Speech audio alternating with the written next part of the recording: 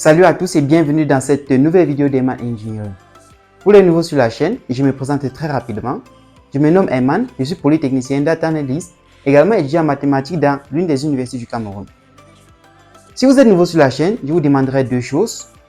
Premièrement, abonnez-vous et deuxièmement, activez la cloche de notification pour ne manquer aucune de nos vidéos futures. Aujourd'hui, nous allons aborder une notion très simple, plus ou moins simple, mais très importante en ingénierie de construction de façon générale, plus particulièrement en ingénierie de structure, en génie civil. Il s'agit tout simplement de la notion d'indéterminé statique. Alors, c'est quoi un indéterminé statique? Vous savez, lorsque nous étudions une structure donnée, alors lorsqu'on sort le schéma mécanique de cette structure-là, pour un souci de stabilité, il faudrait que cette structure puisse obéir au principe fondamental de la statique. Mais il peut arriver dans certains cas de figure que nous ayons une structure qui n'obéit pas à ce principe fondamental de la statique là. Alors ici, nous allons étudier donc ces deux cas de figure dans les deux espaces possibles, donc dans le plan et dans l'espace. Alors si nous sommes dans le plan, d'après le principe fondamental de la statique, nous aurons, vu que dans le plan, nous pouvons nous déplacer dans trois directions fondamentales possibles, donc soit horizontale, soit verticale, soit curviligne. Alors, d'après le principe fondamental de la statique, nous aurons tout simplement somme des forces extérieures appliquées à notre système-ci, par exemple. Donc, somme des forces extérieures appliquées à notre système suivant X, des forces suivant X est tout simplement égal au vecteur nul. Somme des forces extérieures appliquées à notre système suivant Y est également égal au vecteur nul. Et la somme des moments ici, ça sera les moments des forces appliquées à notre système S sera tout simplement égal à 0. Alors, sur ce principe-là, nous constaterons que nous allons obtenir trois équations possibles. Donc, les trois équations, l'équation caractéristique de notre système, ou bien l'équation qui va nous permettre de déterminer les différentes indéterminés, telles que les réactions ou bien les moments. C'est tout simplement première équation pour notre premier système, pour notre première relation. Deuxième équation pour notre deuxième relation et troisième équation pour notre troisième relation. Alors là, nous verrons que dans un plan, pour que notre structure soit stable, il faudrait que nous ayons trois inconnus à déterminer. Donc, nous ayons exactement un système de trois équations à trois inconnus. Mais il peut arriver dans certains cas que notre système ait plus de réactions. Parce que dans ce cas-ci, le plus souvent, les éléments à déterminer, bien ces indéterminés-là, le plus souvent des réactions ou des moments entre eux. Mais il peut arriver donc dans notre système que nous ayons plus de trois réactions, ou bien moins de trois réactions. Alors, lorsque ces réactions sont en excès, nous dirons que notre système est tout simplement hyperstatique. Donc, nous dirons que notre système est tout simplement hyperstatique. Hyperstatique. Alors là, c'est lorsque nous sommes dans le plan.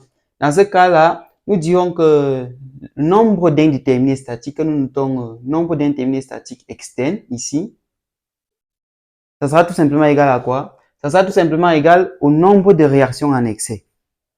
Et nous pouvons également distinguer les indéterminés statiques internes. Ça, c'est lorsque nous avons affaire à des réactions internes en excès. Alors là, donc, nous dirons finalement quoi? Que le nombre d'indéterminés statiques d'une structure est tout simplement égal au nombre d'indéterminés statiques internes à cette structure-là, plus le nombre d'indéterminés statiques externes à cette structure-là. Donc, ça, c'est lorsque nous sommes dans un plan. Mais cette formule-ci est valable même lorsque nous nous situons dans l'espace. Alors, si nous sommes dans l'espace, donc nous avons ça. Donc, ici, nous avons l'axe des Y. Ici, nous avons l'axe des X. Ici, nous avons l'axe pour la coordinate. L'espace, pour un déplacement rectiligne, si nous avons une solide située juste ici au milieu, pour les déplacements rectilignes, ce solide peut se déplacer dans trois directions fondamentales lorsque nous sommes dans l'espace. Soit suivant l'axe des Y, soit suivant l'axe des X, soit suivant l'axe des Z, non la côte. Donc là, nous avons déjà trois déplacements possibles. En plus de ça, notre solide peut également roter sur trois plans possibles. Donc ça peut roter soit parallèlement au plan ci, au plan O, X, Z, donc O, X, Z. Donc, ça veut dire ça peut roter comme ça. Ou bien, ça peut roter parallèlement à quel plan? Nous avons le plan O, Y, Z. O, Y, Z. C'est-à-dire que ça peut tout simplement roter comme ceci. Ou ça peut tout simplement roter parallèlement au plan O, X, Y. O, X, Y. Ça veut tout simplement dire que ça peut roter comme ceci. Donc, nous avons trois rotations possibles pour notre système. Donc, ici, nous aurons tout simplement un nombre de déplacements possibles qui sera égal à 3 plus 3, qui va nous donner 6 déplacements possibles. Donc, si on va appliquer le principe fondamental de la statique dans l'espace, alors là, nous aurons affaire à un système de 6 équations. Dans un système de 6 équations, par exemple. Donc, nous avons affaire à un système de 6 équations. Alors, dans ce cas-ci, comme pour le cas de l'étude dans le plan, si le nombre de réactions, par exemple, en excès, ou bien le nombre de réactions est supérieur à 6, alors nous allons forcément avoir des réactions en excès. Ou bien le nombre de réactions peut être inférieur à 6, alors nous aurons des réactions en défaut. Donc, le nombre de réactions en excès, dans ce cas-ci, c'est également comme dans le cas du plan, nous avons ce nombre d'indéterminés statiques ici, dans ce cas-ci. Et ce nombre d'indéterminés externes qui est égal au nombre de réactions en excès, ça rend tout simplement notre structure hyperstatique.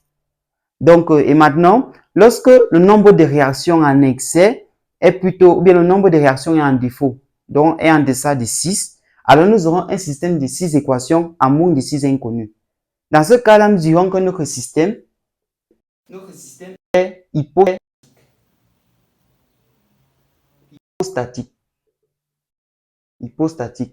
C'est-à-dire, le nombre d'indéterminés est tout simplement inférieur au nombre d'équations formant notre système d'équations. Pour mieux illustrer cela, nous allons donc nous intéresser à quelques éléments de structure pour lesquels nous allons déterminer le nombre d'indéterminés statiques de ces structures-là. Alors, premièrement, nous allons commencer par les poutres. Donc, nous avons des poutres comme ceci.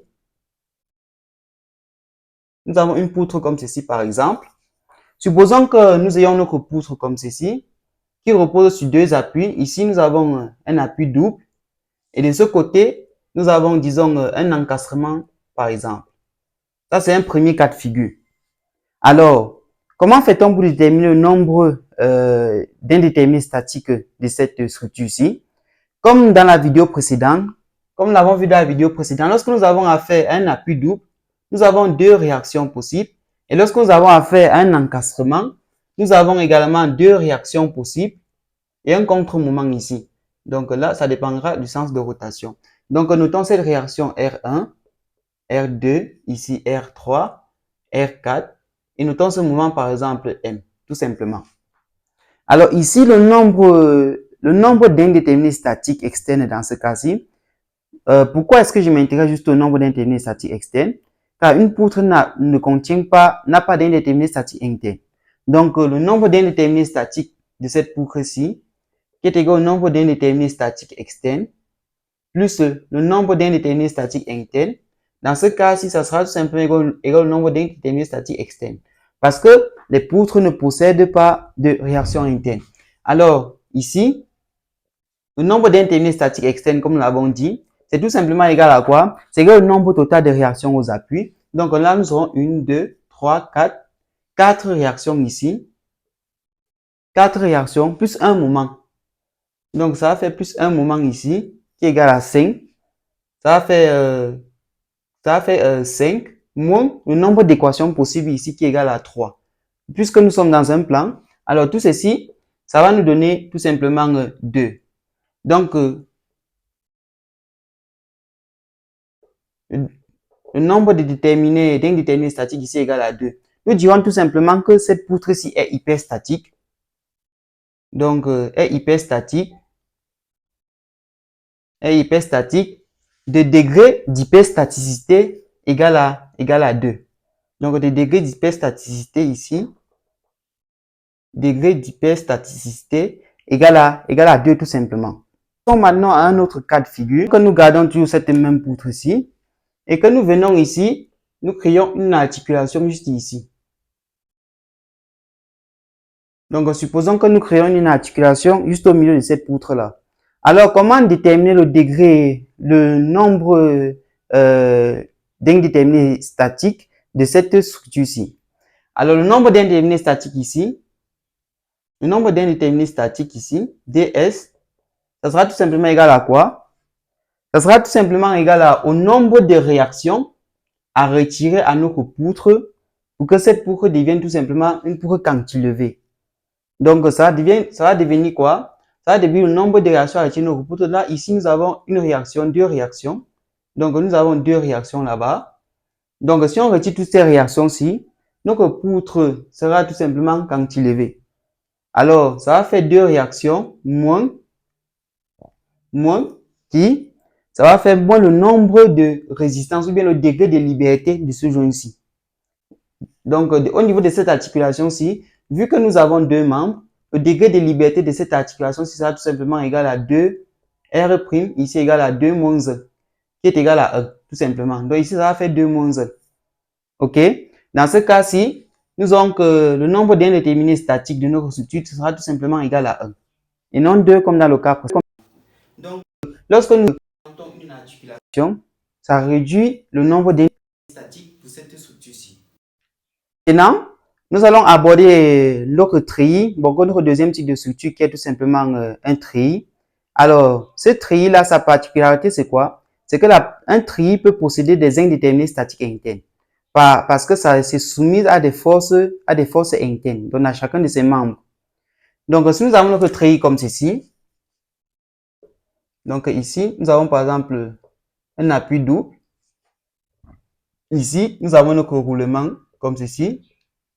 Donc, notre treillis peut aller comme ça, venir là, et revenir par ici, descendre là, comme ça par exemple, aller comme ceci. Alors, nous allons déterminer le nombre d'indéterminés statiques de ce treillis ici. Alors, si nous avons notre treillis, nous savons que le nombre d'indéterminés statiques de notre treillis est tout simplement égal au nombre d'indéterminés statiques externes plus le nombre d'indéterminés statiques internes à notre treillis, par exemple. Dans ce cas-ci, le nombre d'indéterminés statiques externes, donc quand nous notons DSE, c'est tout simplement égal à quoi? C'est égal au nombre de réactions aux appuis moins le nombre d'équations possibles. Vu que nous sommes dans le plan, nous avons bien effectivement 3 équations possibles. Et qu'en est-il du nombre de réactions aux appuis? Vu qu'ici nous avons un appui double, nous avons 2 réactions possibles. Ici nous avons un appui simple. Donc ici nous avons une seule réaction possible. Donc le nombre de réactions dans ce cas-ci aux appuis, ça sera tout simplement égal à 3. Nombre d'équations, ça sera tout simplement égal à 3. Donc le nombre d'indéterminés statiques externes à notre treillis, dans ce cas est égal à 0. Donc nous n'avons pas d'indéterminés statiques externes. Donc, nous dirons que notre treillis est stable de façon externe. Alors, qu'en est-il des indéterminés statiques internes? Donc, nous notons ici DSI, donc le nombre d'indéterminés statiques internes. Lorsque nous avons affaire au treillis, le nombre d'indéterminés statiques internes, c'est tout simplement égal à quoi? C'est égal au nombre de membres de notre treillis, plus le nombre de réactions aux appuis, moins 2 fois le nombre de joints. Ici. Donc, M plus R moins 2J dans ce cas-ci. Donc, lorsque nous revenons sur notre treillis, nous comptons le nombre de membres. Ici, nous avons 1, 2, 3, 4, 5, 6, 7, 8, 9, 10, 11, 12, 13. Donc, nous avons au total 13 membres sur notre treillis.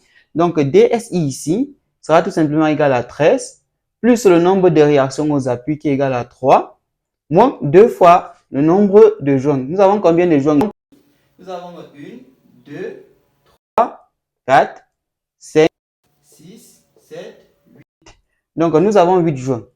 Donc, ici, ça va faire tout simplement 16 moins 16 qui est égal à 6. Donc, finalement, nous dirons dans ce cas-ci que le nombre d'indéterminés statiques de notre treillis est tout simplement égal à 0. Donc, nous avons affaire à un treillis parfaitement stable. Si nous venons maintenant ici et que nous changeons cet appui-ci, supposons par exemple que nous mettons également un appui double ici. Alors, dans ce cas-ci, les données vont tout simplement changer. Ici, le nombre d'indéterminés statiques externes, ça sera tout simplement égal au nombre de réactions aux appuis. Lorsque nous changeons ici, nous avons deux réactions.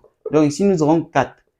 Nombre de réactions aux appuis, mais le nombre d'équations possibles. Ça fait 4 moins 3 qui sera égal à 1 tout simplement.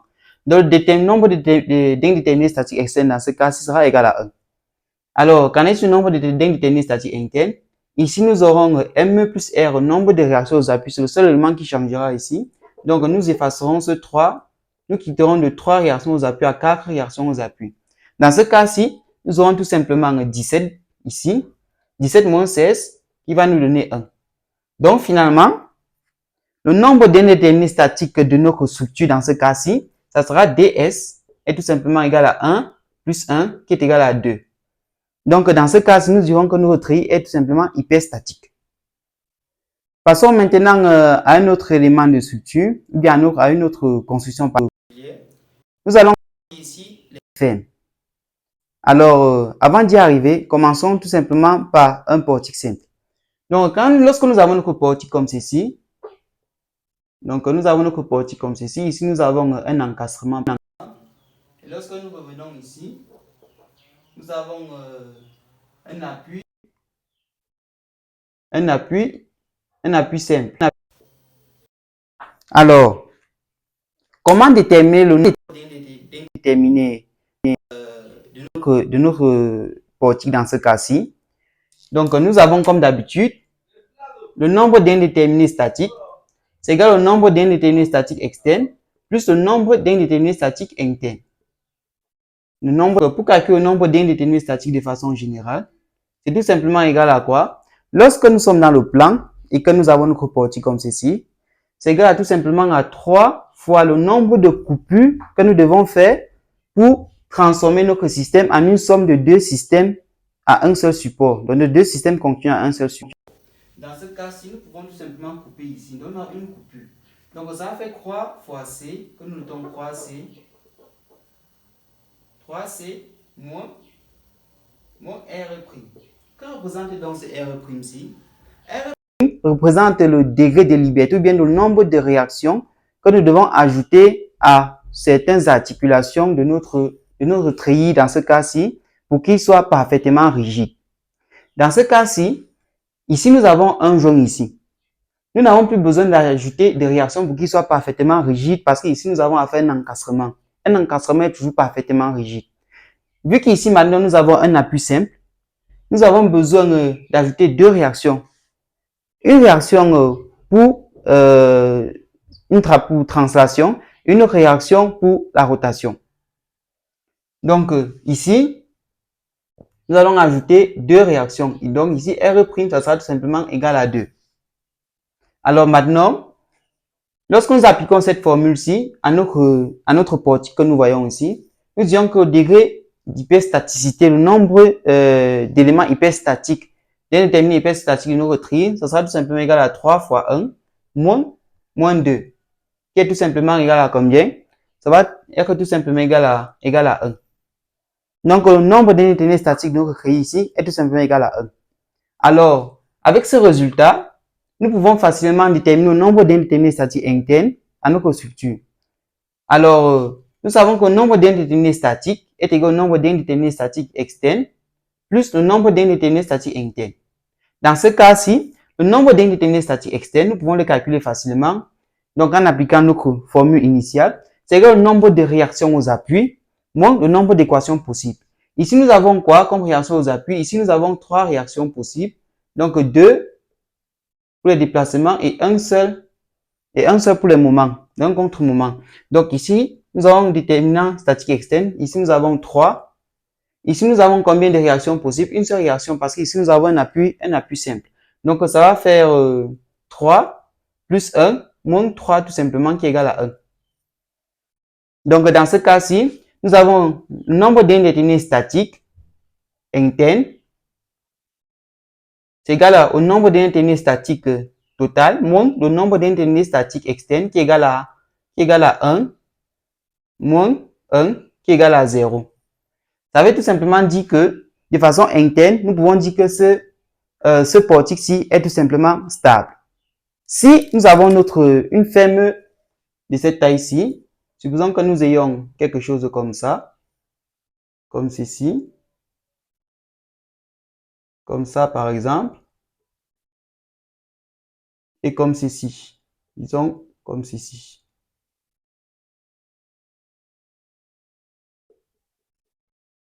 Alors, supposons que notre élément vienne comme ceci, disons comme ça, comme ça.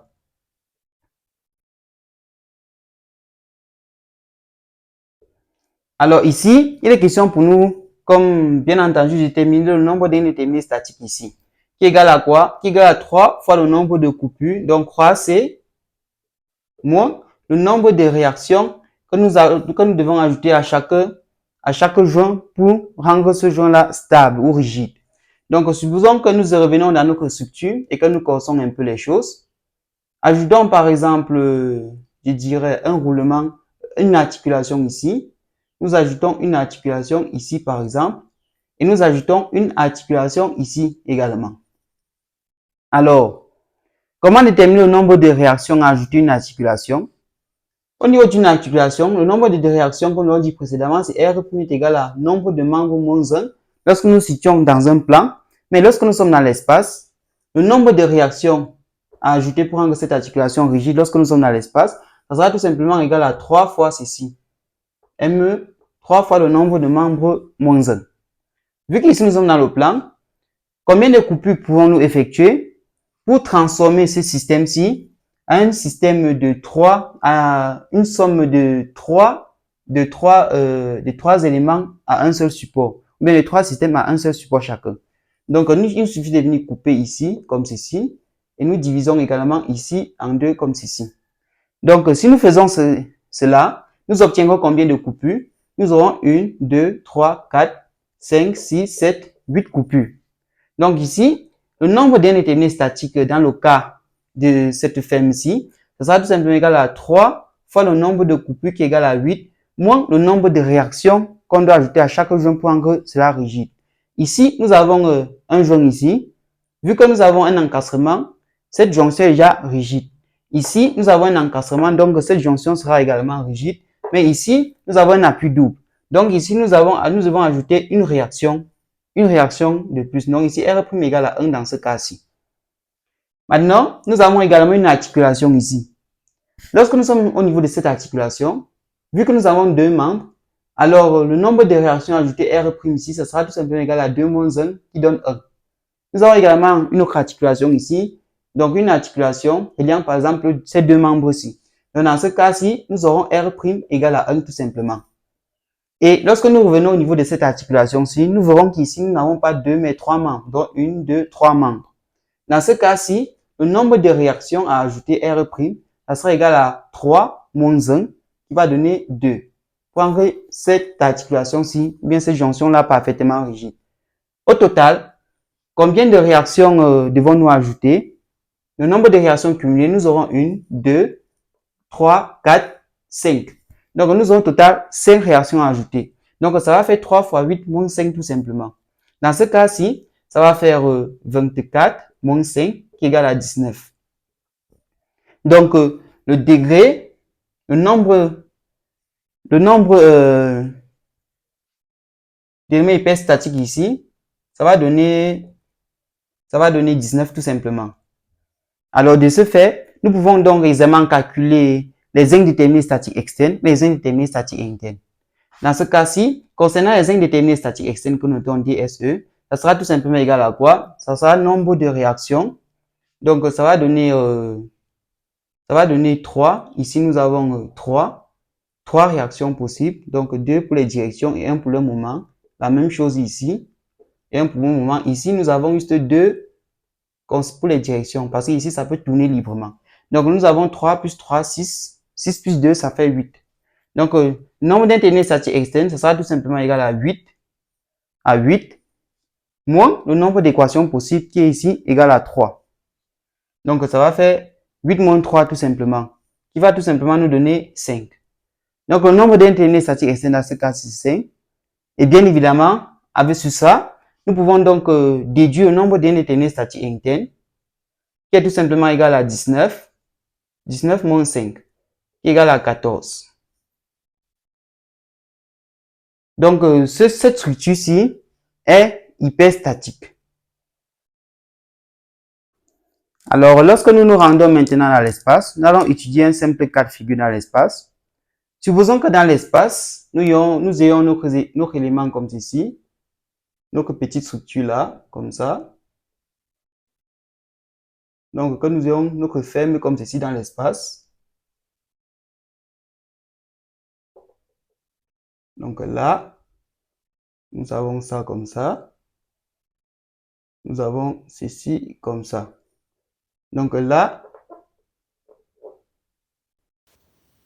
nous avons notre encastrement là, un encastrement ici, un encastrement là, un encastrement ici. Et ici, nous avons une articulation. Alors, comment déterminer le degré d'hyperstaticité de cette ferme-là dans l'espace? Vu que nous avons affaire à une ferme, nous avons dit que le nombre d'éléments hyperstatiques, c'est tout simplement égal à quoi? Le nombre d'indéterminés statiques, c'est tout simplement égal à 3 fois le nombre de coupures moins R'. Donc, c'est la même formule, tout simplement.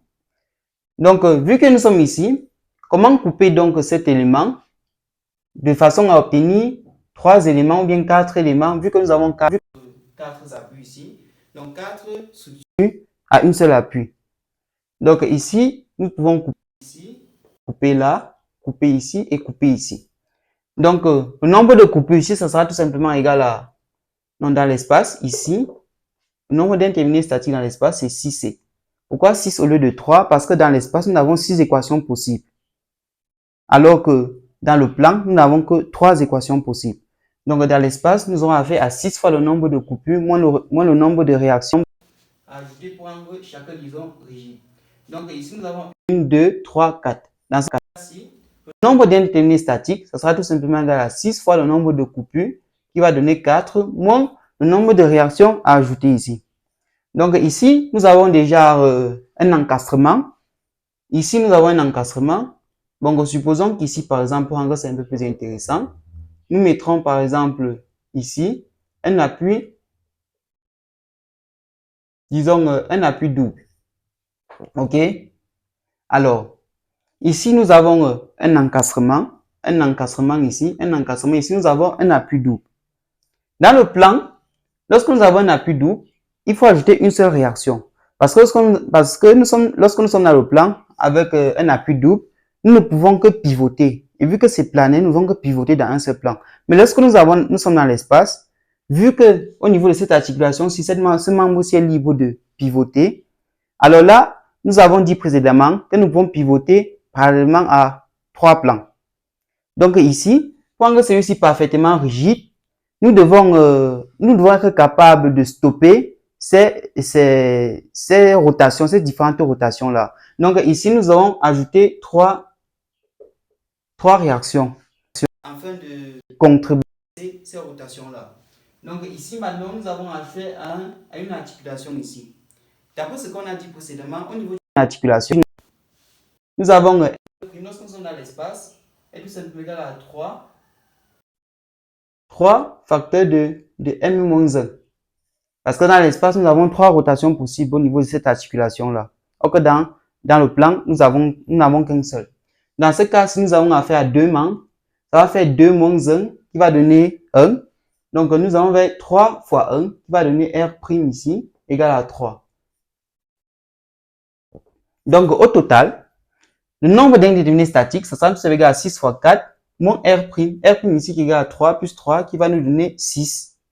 Tout simplement. Alors, dans ce cas-ci, le nombre d'indéterminés statiques, ça sera tout simplement égal à 6 fois 4, moins 6 qui est égal à 6 fois 3. 6 fois 3 ici qui va tout simplement nous donner 18. Alors là, nous avons le nombre d'indéterminés statiques. Donc, comme nous l'avons dit précédemment, nous avons le nombre d'indéterminés statiques égal à 18. Alors, concernant le nombre d'indéterminés statiques externes, donc nous avons le nombre d'indéterminés statiques externes, comme nous le savons très bien. C'est tout simplement égal à quoi? C'est tout simplement égal au nombre de réactions aux appuis, moins le nombre d'équations possibles. Vu qu'ici nous sommes dans l'espace, le nombre d'équations possibles ici est tout simplement égal à 6. Alors, en ce qui concerne le nombre de réactions aux appuis, ici, nous avons au niveau de ce premier appui-ci, nous avons un encastrement. Alors, lorsque nous avons un encastrement dans l'espace, avec un encastrement dans un espace donné, que ce soit dans le plan ou bien dans R3 ou bien dans R2, donc lorsque nous avons un encastrement, ça veut tout simplement dire le nombre de degrés de liberté égale à 0. Alors, si le nombre de degrés de liberté égale à 0, ça veut tout simplement dire que le nombre de réactions est égal au nombre d'équations ou bien au nombre de déplacements possibles, le nombre de déplacements élémentaires possibles. Avec cet encastrement-ci, vu que nous sommes dans l'espace, nous avons exactement 6 déplacements élémentaires possibles. Donc ici, le nombre de réactions ici sera tout simplement égal à 6. C'est la même chose ici, vu que nous avons également un encastrement, et ce sera la même chose de l'autre côté. Mais maintenant, ici, nous avons plutôt un appui double, comme on l'appelle dans le plan. Qu'est-ce que ça veut dire? Ça veut tout simplement dire ici qu'avec ce type d'appui-ci, nous avons des déplacements, nous ne pouvons pas effectuer des déplacements rectilignes, nous ne pouvons que tourner, donc pivoter. Et dans l'espace, nous avons trois déplacements singulaires fondamentaux. Donc ici, le nombre de réactions ici sera tout simplement égal à quoi? Ça sera tout simplement égal à 6 dans le nombre de degrés de liberté moins le nombre de déplacements libres possibles, non? Moins 3. Qui est tout simplement égal à ce 3-ci. Donc, qu'est-ce que ça veut dire? Ça veut tout simplement dire qu'au total, comme nombre de réactions pour cette structure-ci, donc nous avons 3, nous avons 6 fois 3, donc 6 fois 3, plus 3 tout simplement. Alors là, on va maintenant faire moins le nombre d'équations possibles. Ça va faire moins 6, qui est tout simplement égal à 6 fois 2 plus 3, qui est égal à 12 plus 3, qui va nous donner exactement 15. Donc, le nombre d'indéterminés statiques externes, donc DSE ici, c'est tout simplement égal à 15. Donc, ainsi, nous pouvons calculer aisément le nombre d'indéterminés statiques internes. Ici, le nombre d'indéterminés statiques internes est trivialement égal au nombre d'indéterminés statiques total moins le nombre d'indéterminés statiques externes, qui est tout simplement égal dans ce cas-ci à 18 moins 15. Donc, le nombre d'indéterminés statiques internes dans ce cas est tout simplement égal à 3.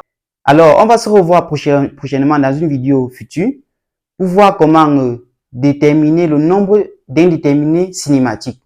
Parce que nous avons deux principaux types de catégories d'indéterminés. Nous avons les indéterminés statiques qui ont deux sous-catégories aussi, les indéterminés statiques internes et les indéterminés statiques externes. Nous avons également les indéterminés cinématiques. Merci beaucoup d'avoir apprécié cette vidéo. N'oubliez pas de liker, d'activer la cloche de notification. N'oubliez surtout pas de vous abonner et de partager massivement la vidéo. On se revoit prochainement pour la suite de cette méga aventure.